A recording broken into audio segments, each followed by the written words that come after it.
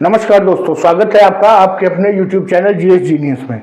जैसा कि आप स्क्रीन पर देख रहे हैं, घटना चक्र करंट अफेयर पॉइंटर, इस मैगजीन के अलग अलग सेक्शंस को आपके समक्ष कुछ दिनों से मैं बहुत संक्षेप में जो महत्वपूर्ण मुद्दे हैं उनको प्रस्तुत कर रहा हूं। इसी क्रम में आज उद्योग एवं सेवा क्षेत्र से जुड़े हुए जो महत्वपूर्ण मुद्दे हैं करंट अफेयर्स के, उनको आपके समक्ष प्रस्तुत करूंगा। और इससे पहले मैं अन्य जो मुद्दे हैं, अन्य जो सेक्शंस हैं, उनको छोटे छोटे वीडियो 10 मिनट से लेकर के 25-30 मिनट तक के वीडियो के माध्यम से इसी चैनल पे अपलोड कर चुका हूं। अगर आपने उनको नहीं देखा है तो इसी वीडियो के डिस्क्रिप्शन में करंट अफेयर्स मैगजीन इस नाम से जो प्लेलिस्ट है उनमें वे सभी पड़े हुए हैं। तो चलिए आइए शुरू करते हैं। उद्योग एवं सेवा क्षेत्र।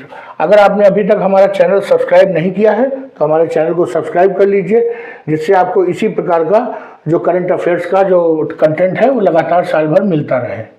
तो चलिए शुरू करते हैं। अक्षय ऊर्जा के अवसरों को साधने के लिए किसने एक संयुक्त उपक्रम बनाने की घोषणा की है? तो एनटीपीसी और ओएनजीसी ने मिलकर ये अक्षय ऊर्जा के अवसरों को साधने के लिए एक उपक्रम बनाने की घोषणा की है। भारतीय वस्त्र उद्योग के लिए वर्ष 2030 तक कितना हो जाने की संभावना है? तो $350 बिलियन तक का आकार हो जाएगा भारतीय वस्त्र उद्योग का। भारत सरकार ने हाल ही में सार्वजनिक क्षेत्र के किस उद्यम को महारत्न का दर्जा दिया है? तो हिंदुस्तान एरोनॉटिक्स लिमिटेड अर्थात HAL को सार्वजनिक क्षेत्र की कंपनी है जिसको महारत्न का दर्जा दिया गया है।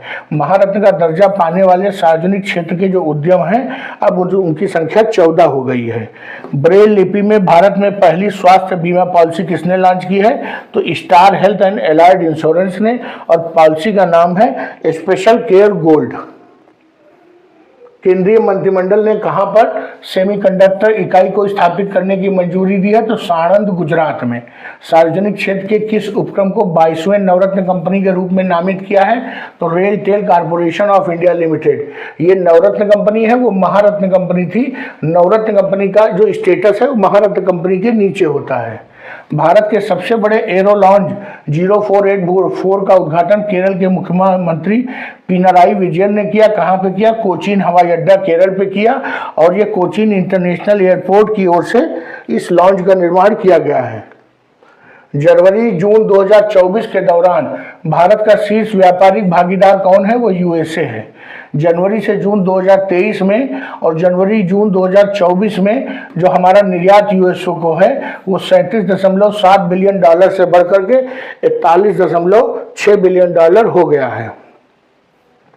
इस अवधि के दौरान भारत ने का जो चीन के साथ जो वो है व्यापार घाटा, वो सबसे ज्यादा है। कितना है? $41.6 बिलियन। अगर आप व्यापार घाटा नहीं जानते हैं तो इसको समझ लीजिए कि जब किसी देश को हमारा निर्यात कम होता है और आयात ज्यादा होता है तो हमें उसके पैसे विदेशी मुद्रा के रूप में चुकाने पड़ते हैं, जिससे हमारी विदेशी मुद्रा का ह्रास होता है। इसी को व्यापार घाटा कहते हैं। नवीनतम फूड एंड ड्रिंक 2024 रिपोर्ट के अनुसार दुनिया का सबसे मजबूत खाद्य ब्रांड क्या है? अमूल है। और 2024 की फॉर्चून ग्लोबल 500 की सूची में रिलायंस जो है 86वें स्थान पर है। और इस साल की ग्लोबल फॉर्चून 500 की सूची में कितनी भारतीय कंपनियां हैं? तो 9। इसमें जो सार्वजनिक क्षेत्र की कंपनी है वो Indian oil, LIC, ONGC, Bharat petroleum और स्टेट बैंक ऑफ इंडिया है। कौन सी कंपनी 11वें साल लगातार विश्व की सबसे बड़ी कंपनी बनी हुई है? तो वॉलमार्ट, ये यूएसए की है। सेकेंड नंबर पर अमेजन है, तीसरे नंबर पर चाइना की स्टेट ग्रिड है, चौथे नंबर पर सऊदी अरब की अरामको है। एयरबस के साथ एरोस्पेस शिक्षा एवं अनुसंधान के लिए समझौता किसने किया है? तो गति शक्ति विश्वविद्यालय वडोदरा ने किया है। अगला पॉइंट है, निवेशकों के लिए किसने चैटबॉट सेवा लॉन्च किया है? तो भारतीय प्रतिभूति और विनिमय बोर्ड अर्थात सेबी ने लॉन्च किया है। सेवा का पूरा नाम है SBI वर्चुअल असिस्टेंट। रक्षा मंत्रालय ने MSME को पूंजी बाजार तक पहुंचने की सुविधा प्रदान करने के लिए किसके साथ समझौता किया है? तो national stock exchange of India limited अर्थात NSE के साथ समझौता किया है। QS वर्ल्ड यूनिवर्सिटी रैंकिंग 2025 में IIT बॉम्बे की जो रैंक है वो 118वीं है। IIT दिल्ली की रैंक 150वीं है। लगातार 12वें वर्ष अमेरिका स्थित मैसाचुसेट्स इंस्टीट्यूट ऑफ टेक्नोलॉजी शीर्ष स्थान पर बना हुआ है। अगला पॉइंट देखते हैं, NPCI इंटरनेशनल पेमेंट्स लिमिटेड ने किसके साथ यूपीआई जैसी रियल टाइम पेमेंट प्रणाली को अपनाने के लिए साझेदारी की घोषणा की है? तो पेरू के सेंट्रल रिजर्व बैंक के साथ। इस रणनीतिक साझेदारी से बीसीआरपी को किस देश में एक कुशल रियल टाइम भुगतान प्लेटफॉर्म स्थापित करने में मदद मिलेगी? पेरू में। अगला पॉइंट है, अडानी पोर्ट और स्पेशल इकोनॉमिक जोन ने 30 साल तक किस बंदरगाह टर्मिनल के संचालन के लिए समझौता किया है? तो तंजानिया के दार एस सलाम पोर्ट को। किसने नया थीमेटिक इंडेक्स निफ्टी ईवी और new age automotive index launch किया है? तो एनएससी इंडेक्स लिमिटेड ने। वर्ष 2023 में कौन सा देश डिजिटल रूप से विस्तृत सेवाओं का चौथा सबसे बड़ा निर्यातक बन गया है? तो भारत। और भारत ने छोड़ा किसको पीछे? जर्मनी को। जर्मनी अब 5वें नंबर पे आ गया है। भारत से पहले जो देश डिजिटल रूप से विकसित सेवाओं के लिए प्रथम स्थान पे है वो अमेरिका है, दूसरे पे यूके है, तीसरे पे आयरलैंड है। ये डाटा किसने जारी किया है? तो WTO द्वारा ग्लोबल ट्रेंड आउटलुक और स्टैटिस्टिक्स द्वारा जो है अप्रैल 2024 में जारी किया गया है। वर्ष 2023 में डिजिटल रूप से वितरित सेवाओं का भारत का निर्यात कितना है? तो $257 बिलियन का बिजनेस भारत ने किया है।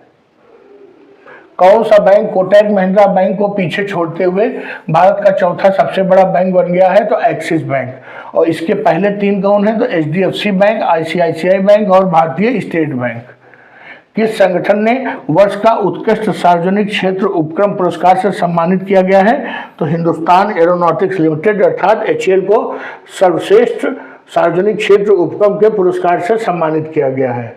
किसने पूरे देश में मसाला ब्रांडों के लिए अनिवार्य परीक्षण के आदेश को लागू किया है? तो FSSAI ने पूरे भारत में मसाला ब्रांडों के अनिवार्य परीक्षण के आदेश दिए हैं। यह निर्णय MDH और एवरेस्ट के कुछ मसालों की बिक्री निलंबित करने के बाद लिया गया है और यह निलंबन सिंगापुर और हांगकांग ने किया था।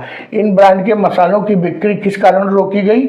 इनमें इथिलीन ऑक्साइड की ज़्यादा मात्रा पाई गई है जो मानक है उससे ज़्यादा। और इससे होता क्या है? जो इथिलीन ऑक्साइड है यह एक प्रकार का कीटनाशक है जो मानव उपयोग के लिए अनुपयुक्त है और लंबे समय तक कैंसर का जोखिम पैदा होता है। किस बैंक ने घोषणा की है कि भारत के अंतर्राष्ट्रीय बुलियन एक्सचेंज का पहला ट्रेडिंग कम क्लियरिंग सदस्य बन गया है? तो भारतीय स्टेट बैंक ने। भारत का अंतर्राष्ट्रीय बुलियन एक्सचेंज, भारत का पहला बुलियन एक्सचेंज कहाँ पर है? तो गिफ्ट सिटी गांधीनगर में है। किस निगम ने राष्ट्रीय ग्रीन हाइड्रोजन मिशन के तहत अपना पहला ग्रीन हाइड्रोजन प्लांट चालू किया है? तो gas authority of India limited ने चालू किया है। कहां पर चालू किया है? तो विजयपुर, और जिला है गुना और स्टेट है मध्य प्रदेश में इन्होंने पहला ग्रीन हाइड्रोजन प्लांट चालू किया है। फाइनेंशियल ईयर 2024 भारत का चौथा सबसे लोकप्रिय निर्यात वस्तु क्या है? तो स्मार्टफोन। और भारत से आयात करने वाले जो 4 देश कौन से हैं? तो पहले नंबर पर USA है, दूसरे नंबर पर UAE है, तीसरे नंबर पर नीदरलैंड और चौथे नंबर पर यूनाइटेड किंगडम भारत से सर्वाधिक मात्रा में निर्यात लेते हैं। भारत की शीर्ष निर्यात वस्तुओं का प्रभुत्व किस पर है? तो पेट्रोलियम उत्पादों पे है। अर्थात हम कच्चा तेल मंगाते हैं और उनका शोधन करके जो तैयार पेट्रोलियम उत्पाद हैं उनको निर्यात करते हैं। किस मंत्रालय ने सट्टेबाजी जुआ प्लेटफॉर्मों के लिए दिशा निर्देश तय करने की घोषणा की है? तो सूचना एवं प्रसारण मंत्रालय ने ऐसा किया है। किस हवाई अड्डे को airports council of international world द्वारा 2023 के लिए आगमन पर सर्वश्रेष्ठ हवाई अड्डे के रूप में सम्मानित किया गया है? तो कैंपेगौड़ा अंतर्राष्ट्रीय हवाई अड्डा बेंगलुरु को आगमन पर सर्वश्रेष्ठ हवाई अड्डे के रूप में सम्मानित किया गया है। और कैंपेगौड़ा अंतर्राष्ट्रीय हवाई अड्डे ने इस सम्मान को किन 2 अन्य हवाई अड्डों के साथ साझा किया है? तो ये तिरुवनंतपुरम अंतर्राष्ट्रीय हवाई अड्डा केरल और जायद अंतर्राष्ट्रीय हवाई अड्डा terminal A Abu Dhabi UAE के साथ। ये एशियाई एयरपोर्ट सर्विस क्वालिटी अवार्ड्स में कुल कितने भारतीय हवाई अड्डों को पुरस्कार मिला है? तो 6 को। एशिया प्रशांत क्षेत्र में 40 मिलियन से अधिक यात्रियों की श्रेणी में किस भारतीय हवाई अड्डे को सर्वश्रेष्ठ हवाई अड्डा माना गया है? तो छत्रपति शिवाजी महाराज टर्मिनल मुंबई और इंदिरा गांधी अंतर्राष्ट्रीय हवाई अड्डा नई दिल्ली।